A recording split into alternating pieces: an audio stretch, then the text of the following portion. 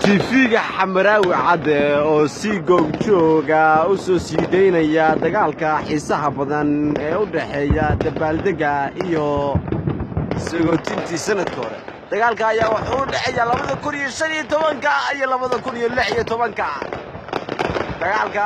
ayaa waxaa la sheegay inay ku awood bateen ciidamada 2016 markii ay la wareegeen dhammaan goobihii dagaalka markay ahayd saacadu 6 saac oo habeenimo ama saad u taqaanid 12 habeenimo 2016 waa guuleystay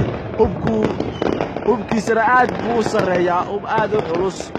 hubkiisa halka waxa ka soo dagaalamaya 2015 hubkiisu waa yar yahay laakiin hubka ugu badani waa halka 2016 halkaas ku soo sideeniya hubka yararka waa 2015 waa cayayaanka oo kale tiifiga xamraawi ayaad nagala socotaan saan filayo 2016 wuxuu ku jiraa iska caabin aad iyo aad u weyn maadaama uu iska caabinayo 2015 oo uu yiri wuxuu iga haystay booskayga taliyaha sanadkan tarin doona xilka boqortooyada 2015 saan filayno waa la baaciyay waxaana xilka la wareegay 2016 ciidamada uu hogaaminayo shacab weynihii la rabay inay dagaalka heshiisiyaana waxayba taageero u muujiyeen 2016 mudane maxaa ka leedahay taageerada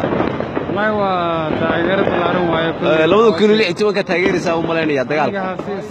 طبعا waxa la kul 16 dadku dhan baa taageeray marka maxaa iga reebay maxaa u sheegaysaa wasiirada caalamka ayaa taageeraysa labada dagaal 2016 2015 labada ciidan ee labada boqortooyo wallahi waxaan taageerinaa kuwa ka soo jeeda wiyaar muslim ma aragtaa magaranaysa boqortooyada 2016 in xilka la wareegi karto boqolkiiba oo insha Allah dadkii waa cararayaan dagaalkii waa lagu guuleystay insha Allah warbixintan waxaad kala socotaan warbixinta TV-ga Xamraawi Cadde